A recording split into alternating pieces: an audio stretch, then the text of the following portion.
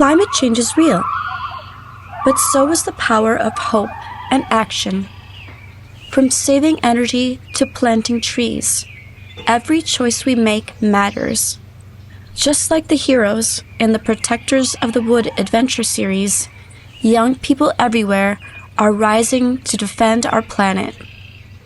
Join the journey where mystery, friendship, and climate action come together. Subscribe now and become a protector of the wood. Your story starts today. The Protectors of the Wood adventure series, episode number 252, Flying to the Rescue.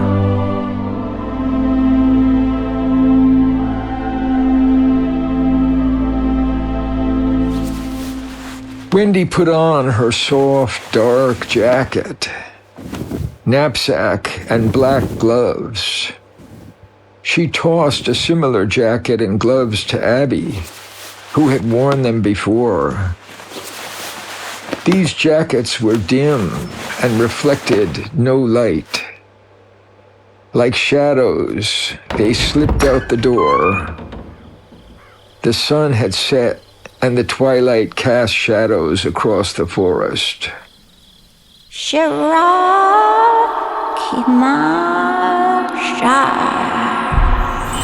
The broom jumped from its place in the corner and leaped out of the door into Wendy's hand.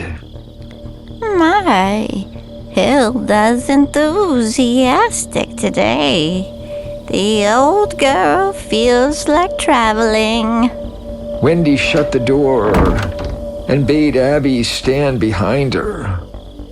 Then she called in a low voice,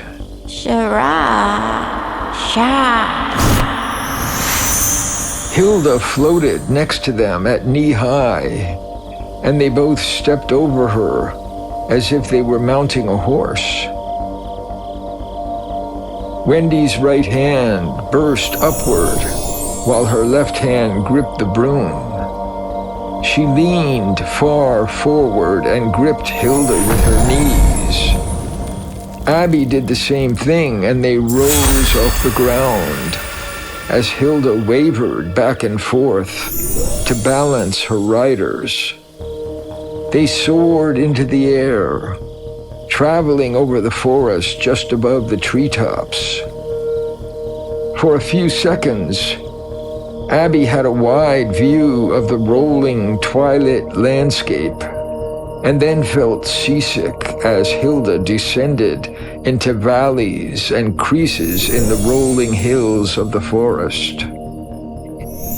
Abby could hold out her hand and touch the leaves. Sometimes Hilda sank low to the ground and wove among the trees. They were moving steadily west, where the very pale glow of the setting sun remained beyond the cliffs and the forest. Abby wondered how Hilda would hide them from view coming down the cliffs and crossing the Half Moon River.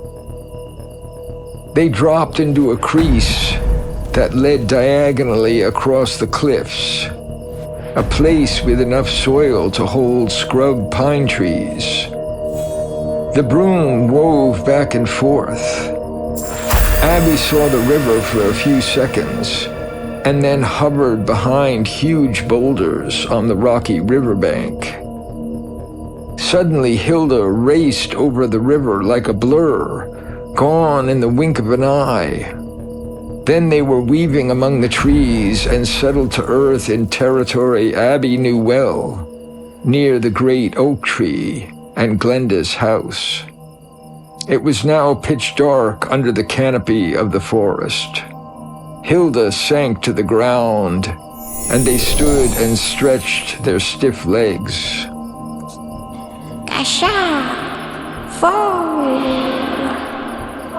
Hilda slid off over the pine needles like a snake into some distant bushes. Wendy straightened her jacket and smoothed her hair. Abby caught a glimpse of Glenda's bright front window as the breeze moved the leaves.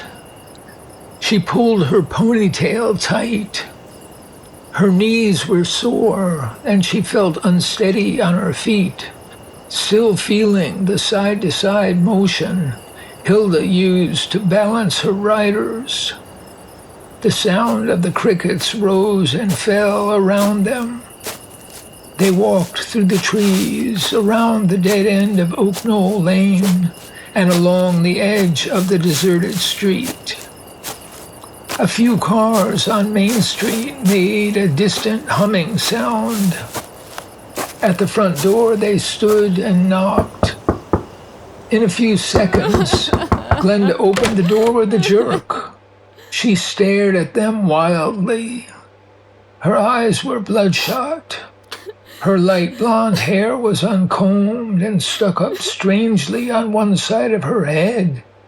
Tears glistened on her cheeks.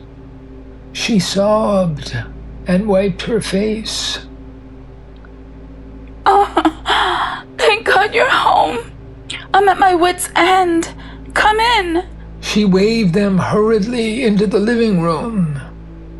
They threw their coats and gloves on the couch and followed her into the bedroom. In the faint light, Wendy and Abby saw Tiny lying on the large bed, covered by a rumpled sheet. She tossed her head back and forth, muttering uneasily, her eyes half closed.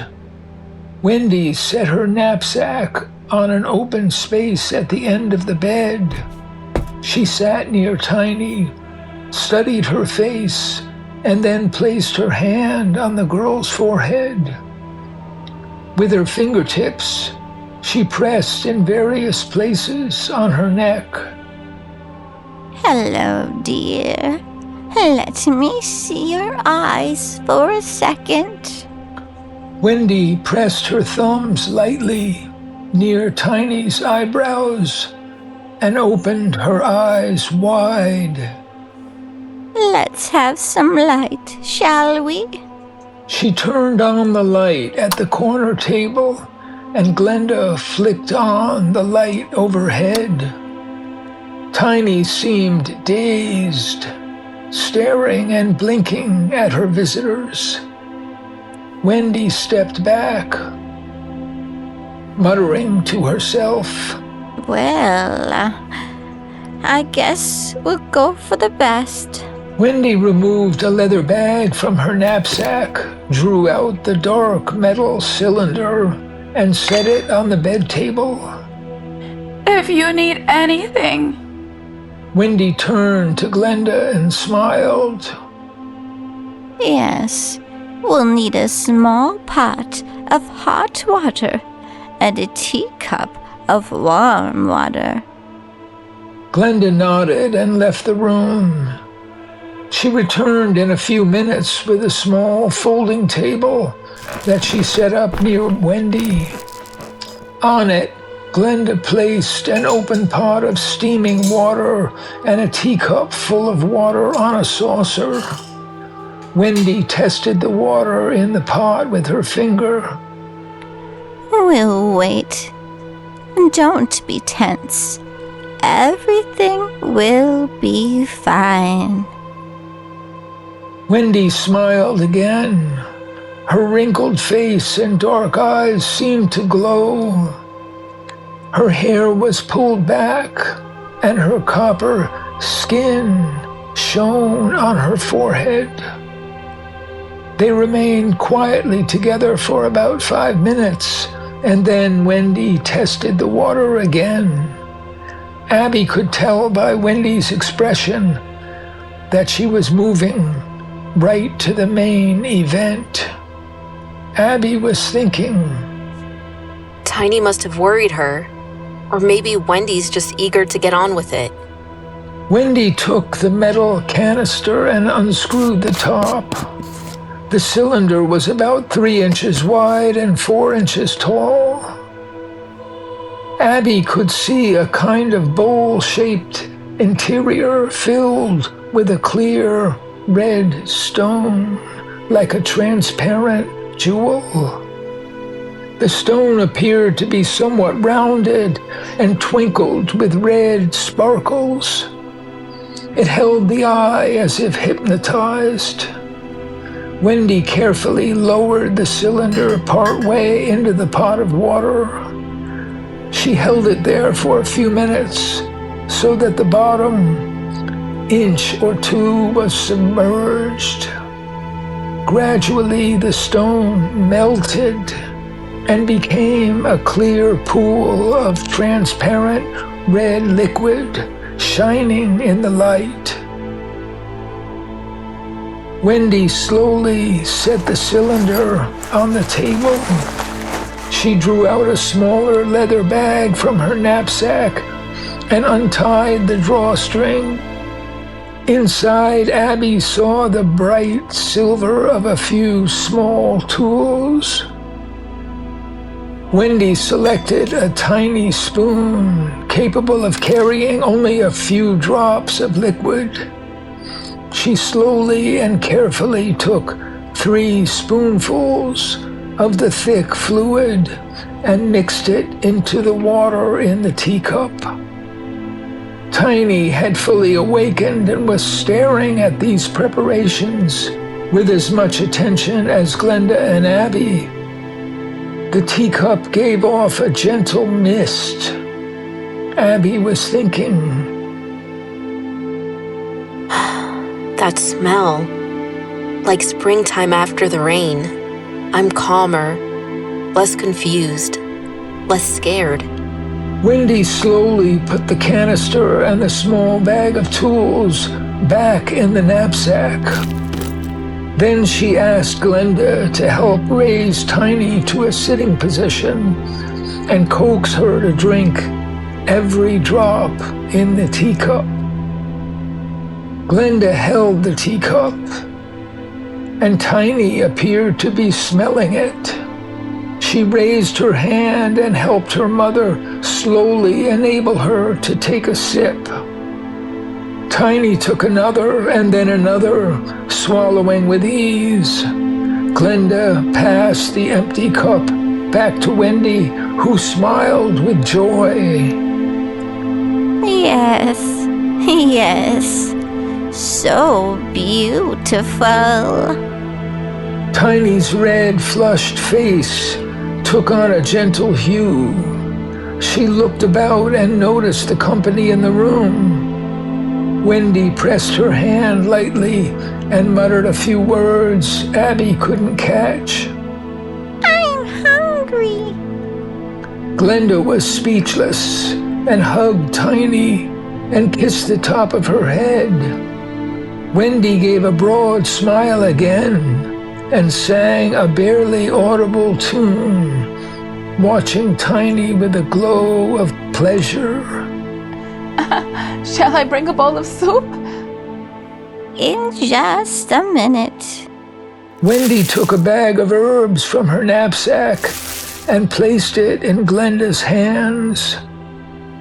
Give her 4 or 5 cups of tea a day, each one made with 2 heaping teaspoons or so of this, placed in a small strainer and steeped in hot water for a half hour or more. I call it my recovery mixture. It's easier to make the tea once a day in a large pot. About 10 teaspoons of herbs in the pot to 5 or 6 cups of not quite boiling water. I'll be back to check on things in 2 days. Don't be afraid. I'm prepared for this. Tiny will be fine. Glenda suddenly put her arms around Wendy and held her in a strong embrace. Yes, dear. I understand. Don't bother to say a word. I know what you mean.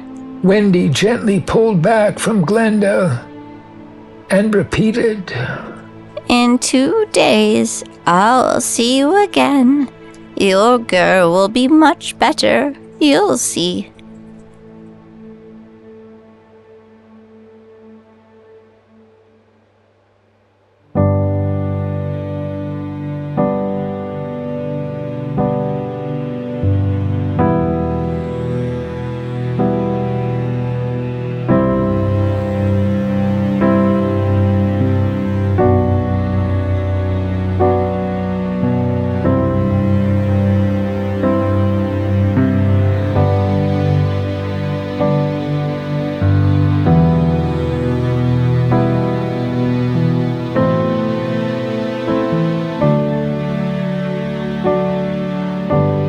We've got the mountains and hills for company.